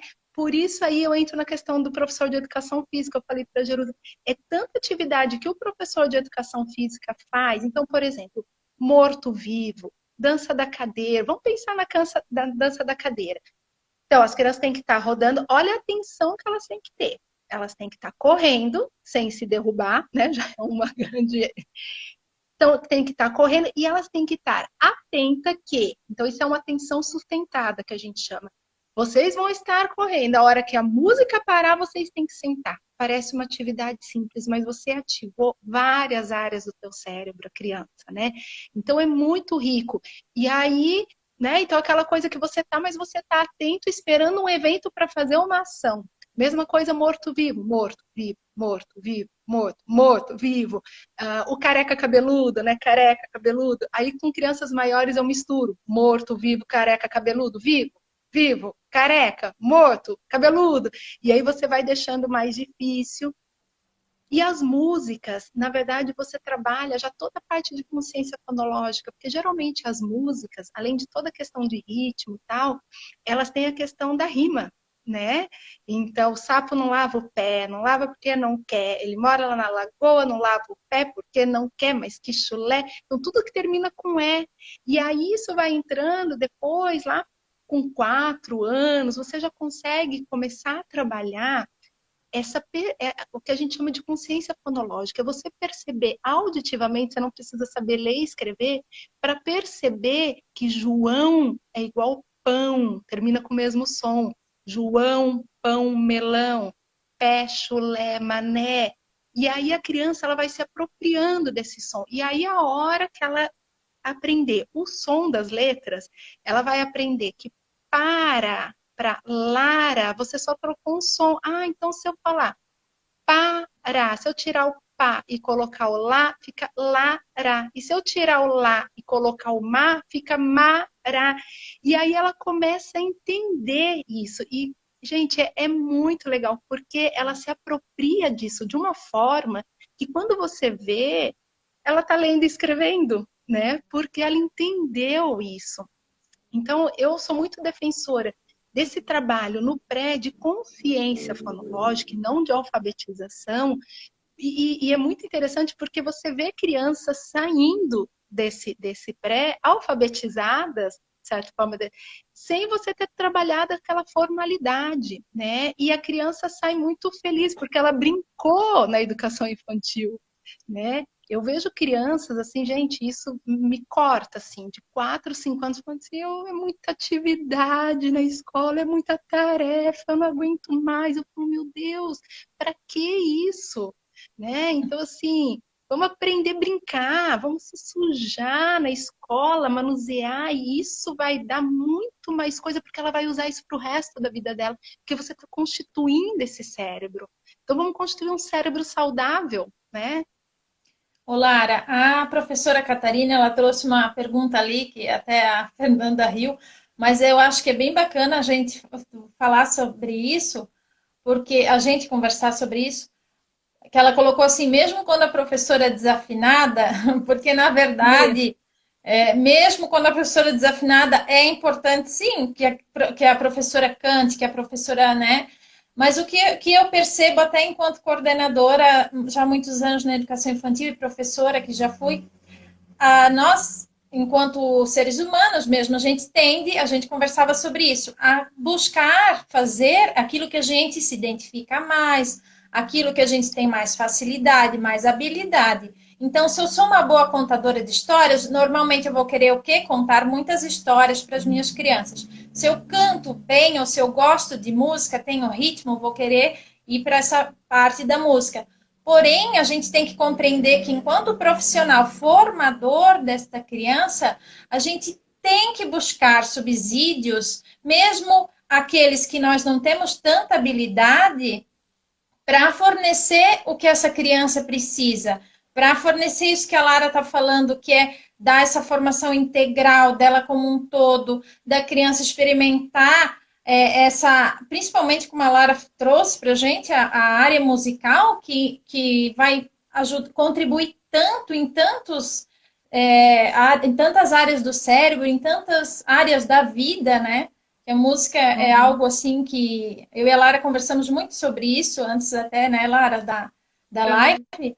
E da importância também, né, de a gente ver, fornecer para essa criança não só músicas de domínio, né, cantigas populares, como a Lara trouxe ali, o sapo não lava o pé, é importante? Né, é importante para a criança, mas apresentar para ela, como nós aqui do Protagonizado, a gente até já colocou uma postagem falando sobre isso, a importância de nós disponibilizarmos e propiciarmos para essas crianças ritmos diversos, não necessariamente músicas com um alcance assim, com palavras muito infantilizadas. A criança não precisa só disso, só do que a grande mídia traz. A criança precisa de riqueza cultural, de repertório, né, Lara? Então, outros ritmos, como a Lara até falou, outras linguagens, músicas de outras regiões do país, ou até mesmo de outra língua, até para ela perceber que tem um outro jeito de cantar, que aquilo também é música, e aí ela vai ficar mais atenta. Sons instrumentais, né? Outra coisa que eu falo muito uma coisa que as meninas fazem, as minhas alunas, é o primeiro trabalho que elas fazem na disciplina, elas têm que montar uns joguinhos de pareamento auditivo. Então, pega potinho de iogurte, né? Ou às vezes elas vão lá na Embrulha e compram os potinhos tudo iguais, e vai colocar, em cada dois vai colocar, tipo, dois vai colocar arroz, vai colocar milho, vai colocar prego, vai colocar areia, e vai fazer um jogo de memória auditivo. E aí eu até falo para elas, porque pedagoga adora enfeitar, né? Aliás, vocês são super... Cara, tudo tem glitter, né? Tem até o Diogo Almeida, que glitter, cola quente. E aí começa, aí vem tudo enfeite. E eu falo, tem que ser tudo igual, porque ele tem que ser um jogo de memória auditivo, né? Aí vem um com florzinha, um com pinguim, não sei o que. Eu falo, não adianta, porque ela vai falar o do pinguim, eu não sei o que, tem que ser tudo igualzinho. E aí ela vai fazer esse jogo de memória. Então é uma das atividades, construir uma bandinha, instrumentos musicais com... Então, assim, ó, já que não tem, né, um professor de música, que é o que eu falo, que eu sou defensora, né, da questão da musicalização, vamos fazer com que a gente consegue. Então, criar ritmos. E aí, é essa experiência que ele vai ter. Um ritmo forte, um ritmo fraco, um ritmo acelerado, agora devagar. E ela vai até medindo essa força na mão dela, né? Tudo isso é muito, muito aprendizado. E assim, e desafinada, eu sou super desafinada. E uma coisa também que eu estava pensando, né, na live e tal, sempre tem um professor na escola que toca um violão, sempre tem né, uma ali. Então vamos aproveitar mais essa pessoa, né? Vamos fazer atividades mais de integração com as turmas. Então uma vez por semana vai ter a música ao vivo, e aí, né? E tem uma outra que é muito boa de contação de histórias, tem outra que adora se fantasiar. Então vamos misturar, vamos aproveitar os talentos que vocês têm na escola. Não é porque aquele professor é daquela criança e ela vai ter que ver só aquele professor, vamos circular, né? Até porque o aluno, ele é aluno da escola, ele não é aluno do professor, porque o professor vai passar, né? Ele vai para outras turmas, então vamos deixar essa criança pertencente à escola e não só ao professor, vamos circular, né? Eu acho que a gente tem que aproveitar isso. Verdade. A Bia até colocou ali que a monitora dela uma vez trouxe uma seleção de músicas de rock para o soninho. E é verdade, nós da educação infantil a gente vê muito disso. Às vezes tem um professor que escolhe lá uma música maravilhosa do soninho e deixa aquela música tocando o ano inteiro, coitada daquelas crianças. Tem que ouvir aquela música que já não aguenta mais, certo, né? Ele já começa a chorar já quando liga, dá o play no aparelho.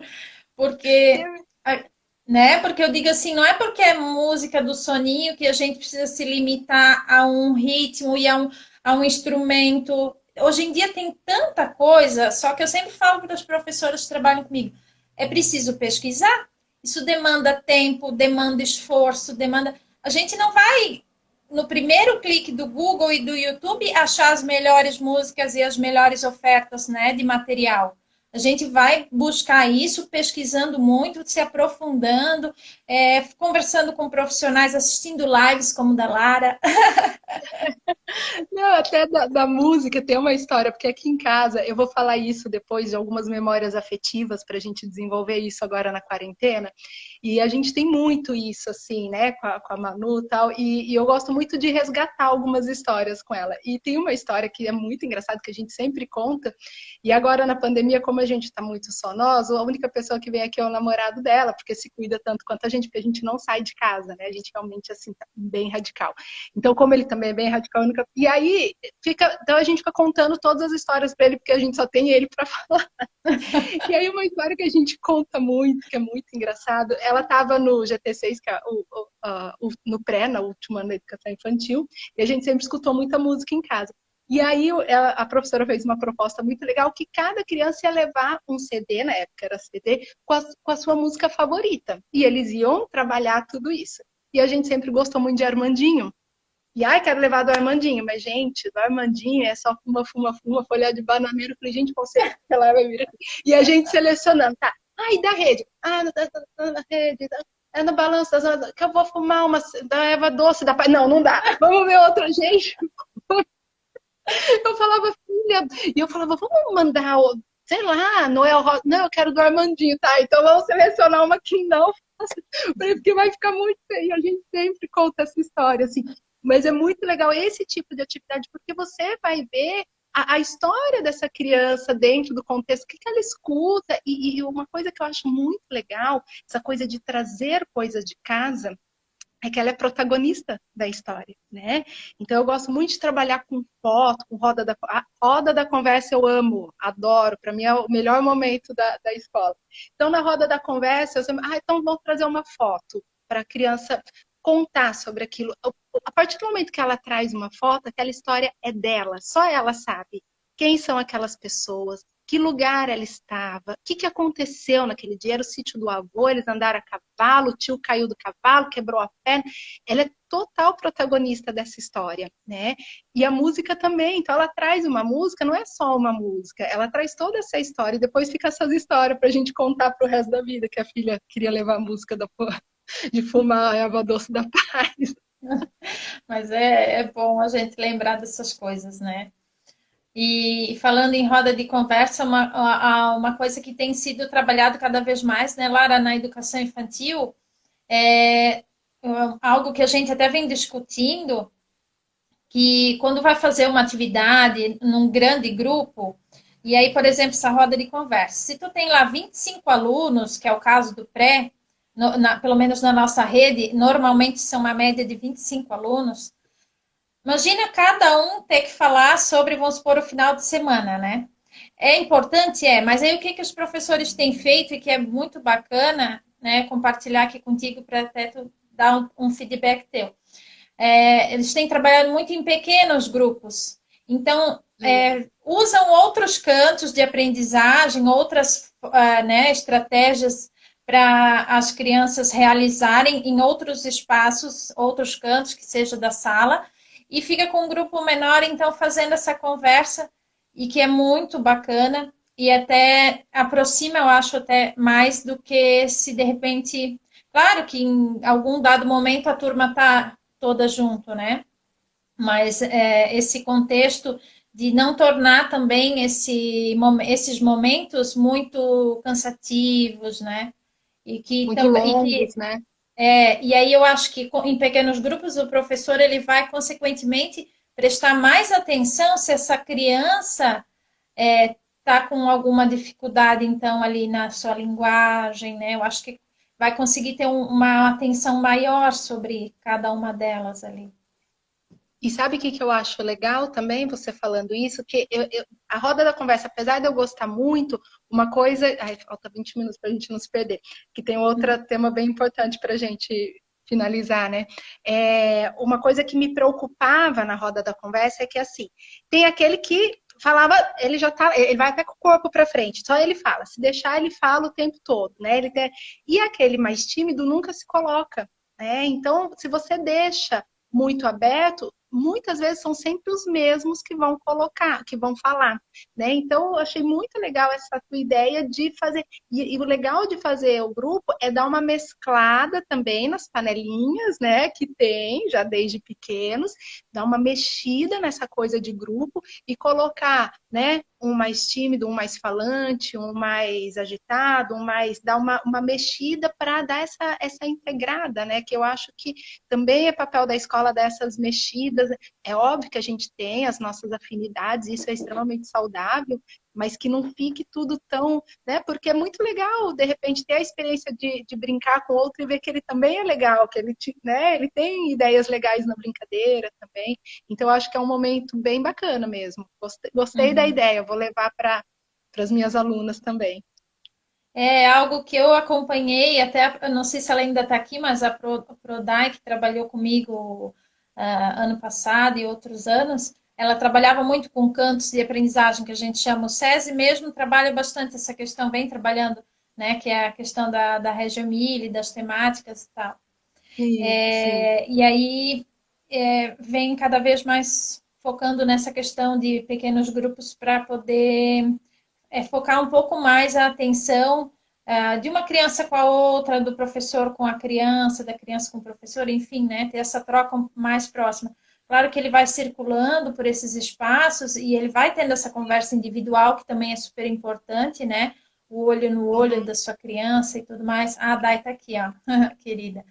E mas ao mesmo tempo tem que estar atento também a essas questões que a Lara trouxe, né? Essa criança muito quieta, que nunca quer se expressar, né? E quando se expressa, às vezes, né, Lara, até uma coisa que eu e tu conversávamos também, que às vezes tem a questão do bullying, que é justamente por ela ter uma troca muito significativa e ela não tem vontade de falar, porque um dia ela falou e alguém riu dela, né? Então tem também essa Acontece muito isso. questão.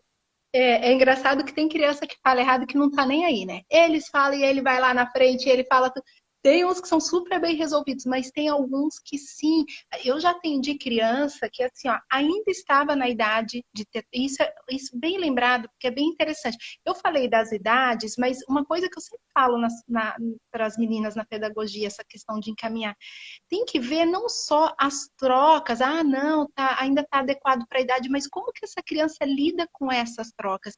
Eu já atendi criança que, tipo assim, as trocas ainda eram compatíveis para a idade, mas ela estava evitando de falar em sala de aula, ela estava se sentindo constrangida. Então, vale a pena sim fazer uma avaliação e começar a trabalhar. E essa criança é tão interessante que às vezes ela começa o atendimento, ela nem adquiriu o fonema, mas ela já se sente mais segura, ela já se sente empoderada, a gente já vê uma mudança no comportamento dela, tipo assim, ainda não falo certo, mas eu tô no caminho, sabe? É bem bacana. Isso é ótimo. A gente sempre tem que olhar essa questão emocional também, né, Lara? Porque isso Uhum, interfere no todo, inclusive na fala, né? Na linguagem. sim. Duas questões que eu um pouco acho que tu já abordasse, que é a questão do TEA, né, das crianças com TEA, tu já desse umas pinceladas sobre, mas de repente se queres falar mais alguma coisa sobre essa questão e a questão do atraso também, né? E por fim, daí seriam as dicas, aí tu fica à vontade ali para falar sobre. Tá. Do TE a gente já comentou um pouco. Eu acho que quando a gente fala de linguagem e de comportamento, né? Acho que os professores, é aquilo que eu falei de estar atento ao comportamento no coletivo. Não é comparar que tem que todo mundo fazer igual, não. Mas dentro do que se espera de uma criança para aquela idade, né? Estar atentos e sinalizar isso, conversar com a coordenação, fazer uma reunião com a família, né? Vocês não vão fazer uma reunião falando, seu filho é autista, né? Mas assim, olha, a gente está preocupado porque a gente percebe que, né, na interação ele né, tenta sempre estar mais sozinho, ele não atende quando é chamado, ele, né, não está entrando nas brincadeiras, a linguagem, né, ele não está conseguindo se comunicar. Muitas vezes vem a questão da agressividade até por conta disso. Acho que é algo que a gente tem que estar bem atento. E outra coisa que eu e a Jerusa conversamos bastante, assim, de repente da gente finalizar, falando do que vocês poderiam estar fazendo, professores indicando para os pais e os pais fazendo, não sei se tem bastante pais ou se são mais professores, nesse momento, né, tão difícil para todo mundo. Eu acho que já no começo ainda tinha aquela coisa, vamos fazer isso, vamos fazer aquilo, e vou fazer ginástica, e vou estimular meu filho, e está chegando uma hora que está todo mundo muito cansado porque é um tempo prolongado de quarentena. A gente achava que quarentena ia ser meio que 40 dias, né? E realmente um tempo prolongado. As famílias estão trabalhando, estão com os filhos em casa. E assim, a gente sempre quando fala dos filhos, de como que é o mundo hoje, como era o mundo antigamente, os pais falam muito assim, não, porque na minha época não tinha celular, não tinha tablet, não tinha TV, e eu brincava na rua, e era muito melhor, porque eu não precisava de nada disso, e não sei o quê, minha mãe tinha que brigar para eu entrar em casa. Falo, eu também. Era um mundo, se era melhor ou pior, eu acho que era melhor, mas não existe mais. Esse mundo acabou, né? Então, assim, a gente tem um outro mundo, uma outra realidade, nossos filhos nasceram numa outra geração, que tá, então não é porque isso, então nós vamos deixar eles nas telas, mas o que a gente pode fazer, né, em função disso? Negar e não, até porque agora eles estão tendo aula pelo computador, né? Mas assim, ó, já que a gente tem tanta saudade desse tempo e a gente está numa situação que a gente está dentro de casa, que a gente não está indo em parque, em praia, em clube, na casa de amigos, em festa de aniversário, que tal a gente usar esse tempo para resgatar isso que a gente achava tão bom ali no nosso mundo? Né? Então, assim, e aí eu falo dessa coisa da memória afetiva, né? Todos nós temos as lembranças de infância. A Manu tem coisa que ela sente, ela fala, meu Deus, esse cheiro, eu lembro de quando eu era pequena e a gente fazia isso e aquilo. Isso aqui, ela tem muito, assim, direto ela vem com alguma história, porque isso a gente constrói na criança. Então, uma das coisas que eu acho que é assim, que é muito bacana em termos de estimulação da linguagem, em termos de introdução alimentar, em termos de tudo, de integração em casa, é levar a criança para a cozinha. Né? Eu sei que dá trabalho, mas assim, não existe lugar melhor para se trabalhar vários conceitos.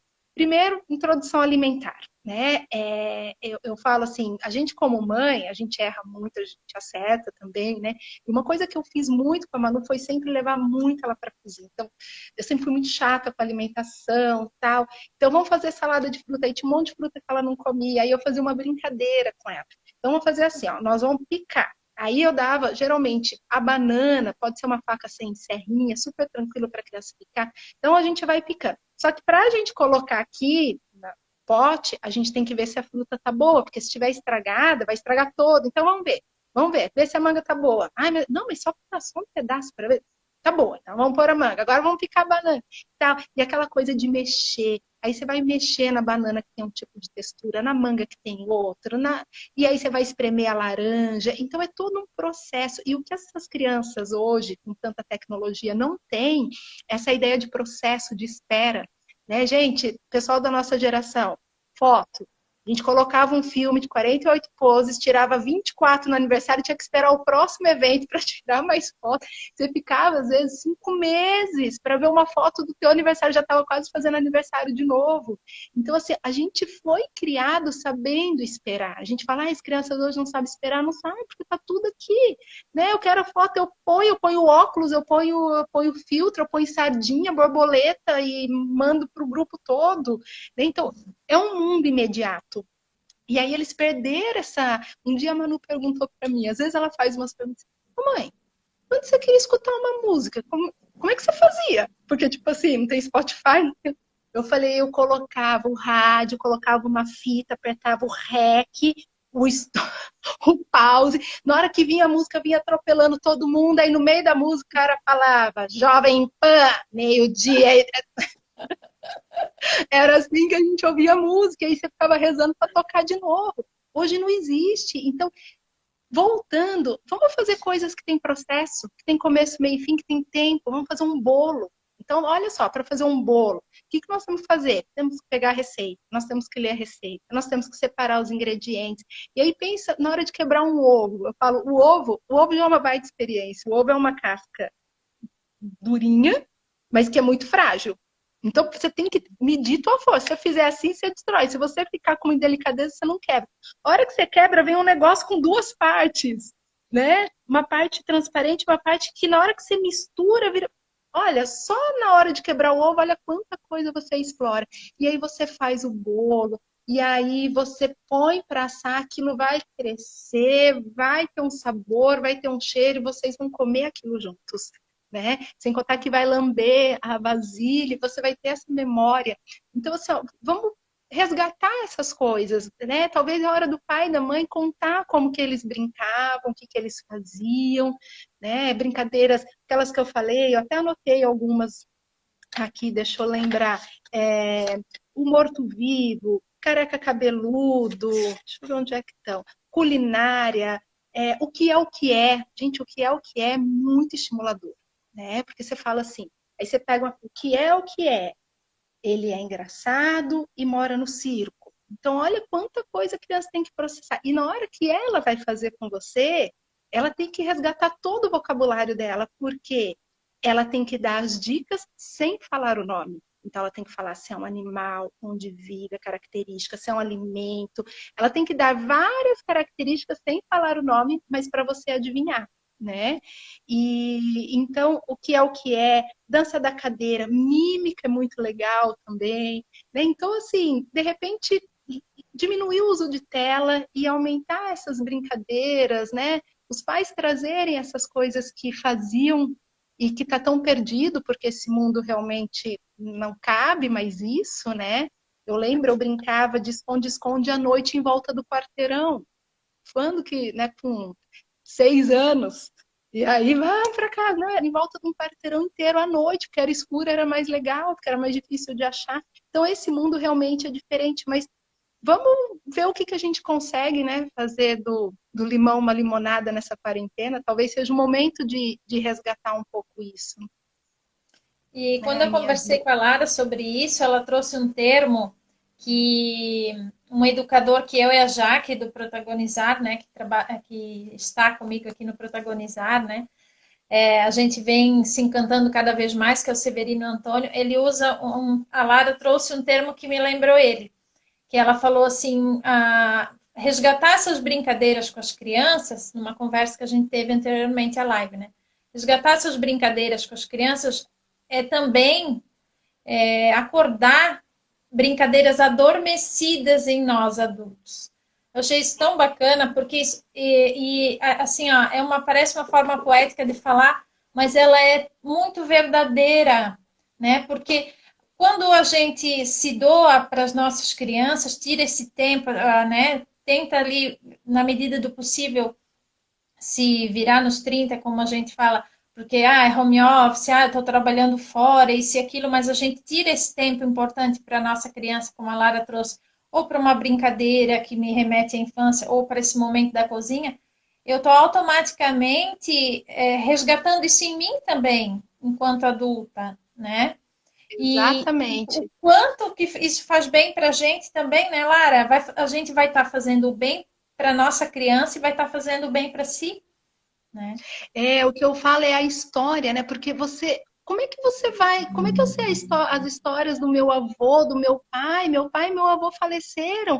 Então, assim, é você contar e o pai ter esse momento e falar assim, olha, quando eu era criança, eu fazia isso, a gente faz, eu faço isso até hoje com a Manu, né? Acaba a luz, que de vez em quando, né, esses vendaval, acaba falando, nossa, em casa, quando acabava a luz, a gente acendia a vela, a gente fazia coisas na parede. Então, assim, eu adoro contar o que eu fazia com os meus pais, com os meus irmãos. E é muito engraçado porque ela sabe de muitas histórias, assim, né? Meu pai era uma pessoa cheio de história e ela conhece várias histórias. Então, assim, isso é você marcar a tua história, você deixar a tua história no teu filho e perpetuar isso, né? Porque a gente vai, né? As pessoas vão e os filhos vão ficando e essas histórias, né? Então é tão legal a gente contar a história dos nossos avós. Eu sei a história dos meus bisavós, porque meu pai era um contador de história, assim. E isso é você se perpetua, né? Na vida do teu filho. Então é o momento do pai e da mãe contar e fazer. Quando eu era criança, eu fazia isso. Vamos fazer, vamos aproveitar essa quarentena. Nós estamos presos dentro de casa. Nós temos acesso, até porque você pode não lembrar, você vai no Google, você pega, é assim, então vamos construir junto, né? E construir coisas juntos. Até uma horta, se você não mora em casa, um canteiro de ervinha, e aí na hora de temperar, vamos lá, eu tenho que, vamos lá pegar, né? Uma coisa, essa coisa do processo de você plantar, regar, esperar crescer, né? Que seja salsinha, cebolinha, você vai temperar a tua comida com o que você plantou ali, a criança vai todo dia ver se está precisando de água, né? Então, é a gente resgatar mesmo aquela história, né, que a gente tinha e tem tanta coisa que a gente pode fazer nesse momento trancado em casa. Bacana, Lara, muito bom. Isso tudo que tu está trazendo para a gente, muitos especialistas, grandes pesquisadores da infância vêm reforçando. Francesco, eu até falei para a Lara, o Francesco, ela foi me falando tudo isso que ela trouxe aqui para vocês, e eu disse para ela, Francesco Tonucci, que é um grande pesquisador da infância, ele fala do laboratório, da cozinha, da importância de trabalhar na cozinha. Enfim, essa questão, o Severino Antônio, como eu falei, dessa questão da gente resgatar brincadeiras, resgatar histórias orais de tempos, como a Lara disse, de avós, de pais, enfim, né? Lara, o tempo está acabando. Que pena. O pessoal já estava até dizendo que podia ter uma terceira parte, pensa, íamos bater o recorde. Íamos bater o recorde das lives do Protagonizar. E eu ia ter que fazer igual a Tereza Cristina, o pessoal ia ter que mandar coxinha e pastel para cá, e aí ia virar Tereza Cristina. A gente ia madrugar aqui, mas ia precisar de coxinha e pastel. As lives dela são ótimas. Também são ótimas para a gente assistir essas lives assim, porque faz bem para o coração, né? A Tereza Cristina. Sim, outro dia vi ela numa live com a Mônica Salmazo, e são cantoras maravilhosas. Ó, a gente estava falando de música, né? E além de elas serem ótimas cantoras, ainda são divertidíssimas, né? Muito bom. Sim, sim.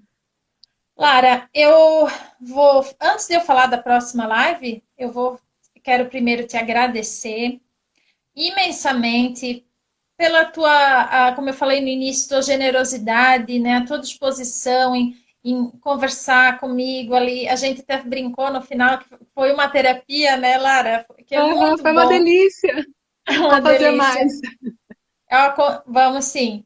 Eu aconselho a todos que não conhecem este ser de luz que está aqui falando com a gente, que conheçam, porque a Lara, ela é essa pessoa que vocês estão vendo aqui. Ela é uma pessoa maravilhosa e uma profissional dedicada, excelente. Então, tudo isso que ela trouxe de dicas, pessoal, levem a sério, né? Busquem isso, porque o que a gente faz hoje, a gente vai colher, né? A gente não pode colher aquilo que não plantou, como a Lara falou da planta. Então, vamos semear e vamos tentar plantar boas ações em torno das nossas crianças, que elas serão, né, como a gente tanto fala, o futuro da nação, o futuro da sociedade, enfim, mas não pensar também só no futuro, mas no presente delas, que é tão importante, né? queres falar alguma coisa antes de eu falar da live? Ah, eu queria agradecer, tô vendo aqui os comentários, tô tão feliz, assim, ó, é um assunto que eu amo falar, né? Eu amo falar de educação infantil, eu amo falar de linguagem na educação infantil, e ver aqui minhas amigas, minha família, não, olha, tô me achando uma Tereza Cristina. Eu adorei, adorei, é um assunto que eu amo falar, e assim, essa receptividade, esse teu projeto protagonizar, já indiquei para todas as minhas alunas e vamos ficar ligada aqui. Agradeço imensamente o carinho de todo mundo que estava. E essa do Pará, tem ali do Pará, não sei, né? Ela tá falando, Pará te espera, vamos voar longe, né? Então, eu agradeço imensamente essa oportunidade, amei falar para vocês, amei. E a gente se vê por aqui pelas telas e logo estarei indo nas escolas, né? Meu sonho é voltar a gente fazer alguns projetos juntos, né? Verdade, Lara. Vamos, com certeza, essa nossa parceria vai continuar. Esperamos que logo no presencial também, né, que a gente consiga fazer palestras para os pais, envolver essas famílias. E o nosso tempo está acabando. Então, eu vou deixar um beijo para Lara.